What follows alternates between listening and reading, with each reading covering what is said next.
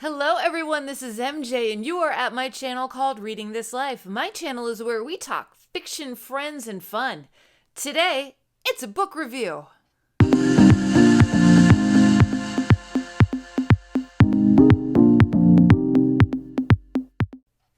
And remember, before we get started, to like this video, give it a thumbs up, comment down below, let me know, are you participating in the hashtag Read What You Own challenge? Let me know. I'd be interested to find out. This was book number 7 for me. Woohoo! Okay, so as you know, I am a mood reader and I change books on a whimsy. If I feel like reading something, I may at the last second just pull something else out. So, one book that I bought before this goofy challenge started, I got an email on BookBub and it was $1.99, and the price reeled me in, but also the fact that it was a book, I had no idea. So I recently finished 9.5 Weeks, and this is by Elizabeth McNeill, which is a pen name. This movie rocked my world in the 80s. Now, I remember getting together with my high school friends, girlfriends and boyfriends, and we all got together to hang out, and we decided to watch this movie, which is kind of ridiculous when you think about it now. But my God, back then, this movie was just so, like, sexy. It was so good, and we felt like we were doing something completely naughty that we shouldn't have been doing. Like, it's not, you know, X-rated, but it's racy, especially when you're, 17, 18 back in the 80s. But I simply love this movie. Mickey Rourke became a staple for me, a heartthrob for me.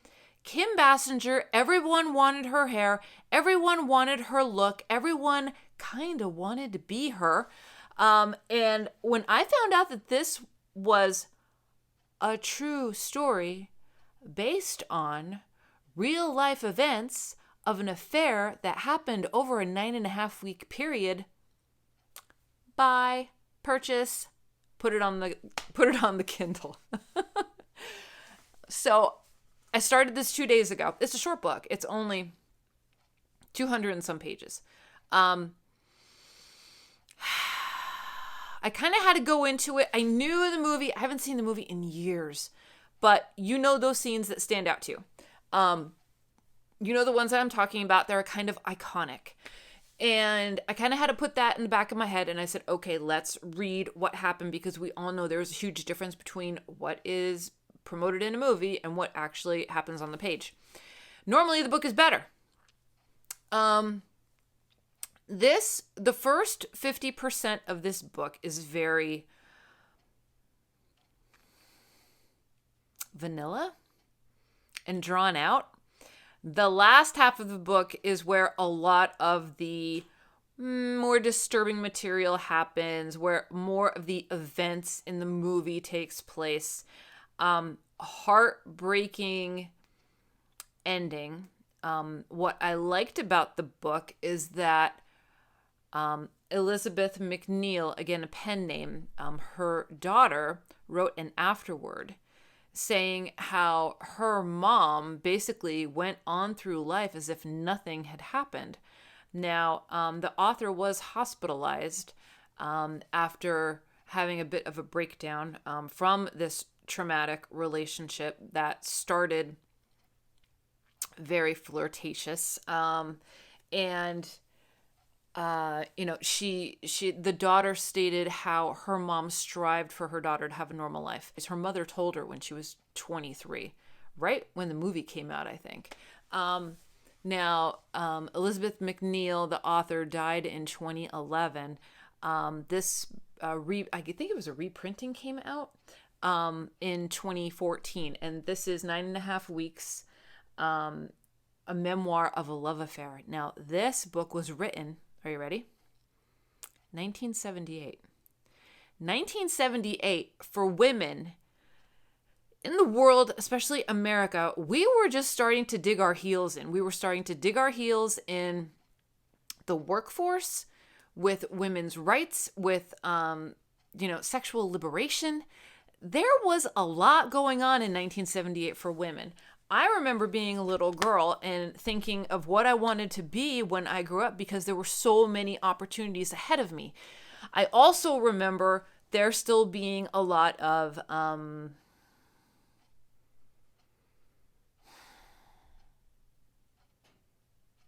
people that didn't want to see that happen. How's that? For this book to be written at that time in 1978, whew, man, this had to be some, God, how old was I? 1978, I was 6. I was 6. And for this type of a book to hit the bookshelves at that time, I mean, that was pretty racy. Really racy when you think about it. Because this isn't a Harlequin romance. This is based on a real life event, a real life affair that happened over the course of a summer with basically 2 total strangers. But yeah, really, really good. Let me read you the blurb that's on the Kindle. It says, it leads us to the edge of the abyss where the boundaries of... It's blurred out. I can't read it. It's in this little space here. Where the boundaries of something are obliterated and all things become permissible. Ooh, right? Yeah. A little bit tough to read at the end, especially when the Elizabeth has to seek help, but she did the right thing. Spoiler alert, she left him, she left the affair, got her life together, came out of this whirlwind experience that she, in the beginning, relished and appreciated, took her time to decompress, took her time to get back to some type of normalcy, but she sought treatment, and that's the important thing, and she was able to live a happy life. This happened in 1978. She was probably in her 20s, maybe in her 30s. I think she was older than the male in this book. And, I'm not sure how old she was when she passed, but let me see if there's anything else in here. But there's a dedication in the beginning of the book. Wait, hold on. No, there's a foreword in the beginning of the book. It's a heavy book. I'm going to read you this blurb. This is from the foreword.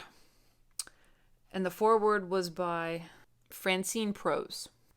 But what contributed to even more to the book's notoriety was the fact that it appeared toward the end of an era during which feminists had struggled for all things: power, control, autonomy, self-activation, that the narrator of 9.5 Weeks joylessly relinquishes within days of embarking upon an affair with a man she meets at a downtown Manhattan street fair.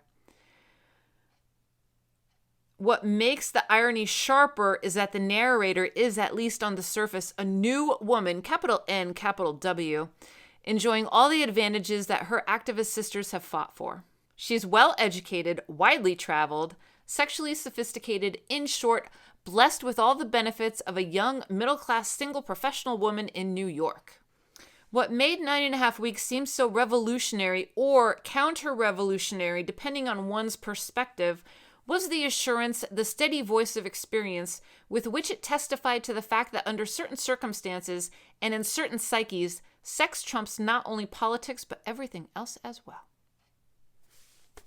It's a great read. Now, I gave it 4 out of 5 stars on Goodreads because it was published in 1978 and because it took guts to write this. Like, this is a true account, and you're bearing your soul as to what happened during a very intimate,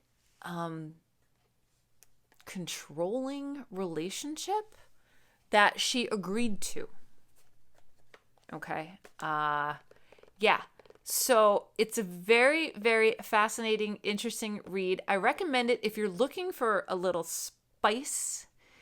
If you want to see her experience, if you are a fan of the movie, and didn't know there was a book, which a lot of people, I don't think they know. I didn't know it was a book. I was like, that's a book?